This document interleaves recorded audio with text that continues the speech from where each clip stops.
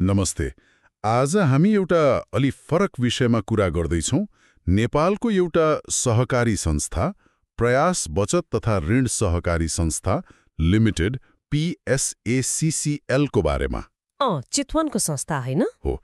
हामीसँग यसको स्थापना, यसका केही लक्ष्यहरू अनि यसलाई चलाउने जुन आधारभूत मान्यताहरू छन् नि, त्यस सम्बन्धी केही जानकारीहरू छन्। ठिक छ। यिनै जानकारीमा टेकेर यो संस्था खासमा के हो, यसको चुरो कुरो के रहेछ भनेर बुझ्ने प्रयास गरौँला आज। एकदमै, यो त राम्रो विषय हो, किनभने सहकारीहरू खास गरी नेपालमा स्थानीय स्तरमा निकै महत्त्वपूर्ण हुन्छन्। हेरौँ न त यी विवरणले के भन्छन्। ल त्यसो भए सुरु गरौँ है त। अब नामैले भन्छ प्रयास बचत तथा ऋण सहकारी संस्था लिमिटेड। यो एक प्रकारको बचत र ऋण दिने संस्था भइहाल्यो। तर यसको लक्ष्य हेर्दाखेरि त्योभन्दा अलि फराकिलो देखियो के। सदस्यहरूको आर्थिक सामाजिक जीवनस्तर उकास्ने मात्रै होइन कि अलि बृहत्तर रूपमा समाज र राष्ट्रकै विकासमा टेवा पुर्याउने भन्ने खालको उद्देश्य रहेछ। यो कस्तो हो? हो, त्यो महत्त्वपूर्ण कुरा हो। मतलब सहकारीको त्यो दोहोरो भूमिका हुन्छ नि। एकातिर सदस्यलाई हेर्नु पर्यो, उनीहरूको उन्नति गर्नु पर्यो, अर्कोतिर फेरि आफू रहेको समुदाय समाजप्रति पनि केही न केही जिम्मेवारी हुन्छ। यो दुईटै कुरालाई सन्तुलनमा राख्नु नै यसको सुन्दर पक्ष हो, तर गाह्रो पनि छ। हो त नि।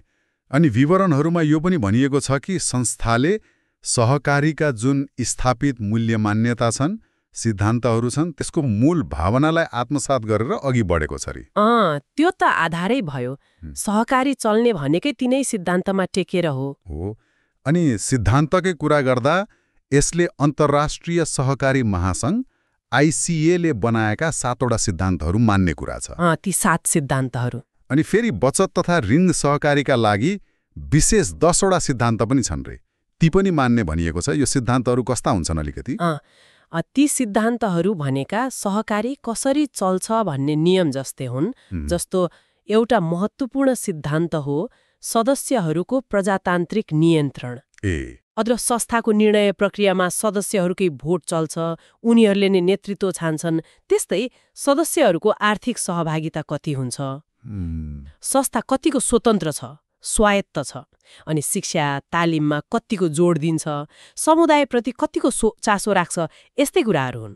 भनेपछि यी सिद्धान्त पालना गर्नु भनेको संस्थालाई पारदर्शी अनि सदस्यप्रति जवाफदेही बनाउनु रहेछ। हो नि। अनि यसले नै संस्थालाई लामो समयसम्म टिकाउँछ, डिगो बनाउँछ।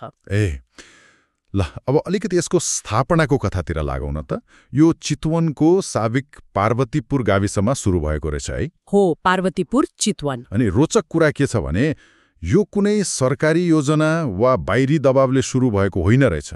बरु त्यहाँका स्थानीय मतलब समाजमा के गरौँ भन्ने भावनाले ओतप्रोत व्यक्तिहरूले आफै सुरु गर्नुभएको रहेछ। यो एकदम महत्त्वपूर्ण कुरा हो। जब समुदाय आफै जागरुक हुन्छ नि, आफ्नै आवश्यकता महसुस गरेर आफै सङ्गठित हुन्छ, त्यो प्रयास दिगो हुन्छ के। बाहिरबाट कसैले ल है यो गर भनेर लादेको भन्दा यो धेरै राम्रो हो। हो त नि।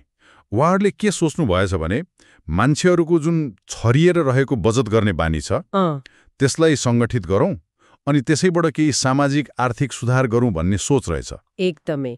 यो आफैमा एउटा सानो तर महत्त्वपूर्ण पहल हो। समुदाय स्तरको क्रान्ति नै भन्नुपर्छ। हो। अनि यो प्रयासले मूर्त रूप लिन थालेको चाहिँ 20 सालमा रहेछ। पहिलो भेला पनि चितवनकै गोलाघाट भन्ने ठाउँमा भएको रहेछ।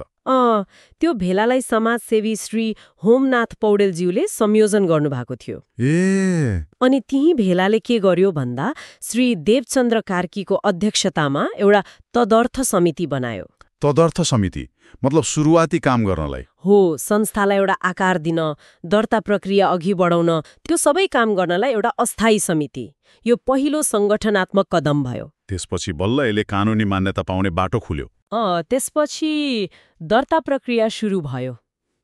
सन् 2068 साल पुस महिनाको 29 गते 2068 0929 मा। हो, त्यही मितिमा नेपाल सरकारको सहकारी विभागबाट सहकारी ऐन 2048 बमोजिम यो विधिवत रूपमा दर्ता भयो।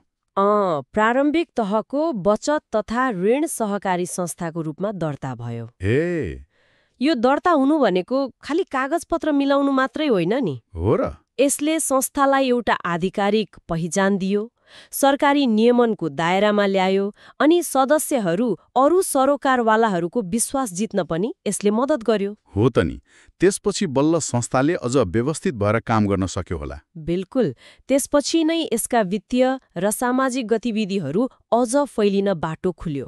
ल त्यसो भए आज हामीले हेरेका यी विवरणहरूलाई सरसर्ती हेर्दा के देखियो भन्दा प्रयास बचत तथा ऋण सहकारी संस्था लिमिटेड 2068 सालमा चितुवनमा स्थानीय समुदायकै पहलमा हो, समुदायकै पहलमा जन्मियो अनि अन्तर्राष्ट्रिय रूपमा जुन स्थापित सहकारीका सिद्धान्तहरू छन् आइसिएका 7 र अरू 10 सिद्धान्त हो, तिनलाई आफ्नो मार्गदर्शक सिद्धान्त मान्यो, कानुनी रूपमा दर्ता पनि भयो अनि यसको लक्ष्य चाहिँ आफ्ना सदस्यहरूको आर्थिक सामाजिक उन्नति गर्ने र समाजमा पनि योगदान पुर्याउने हो, त्यही लक्ष्य बोकेको एउटा संस्था रहेछ।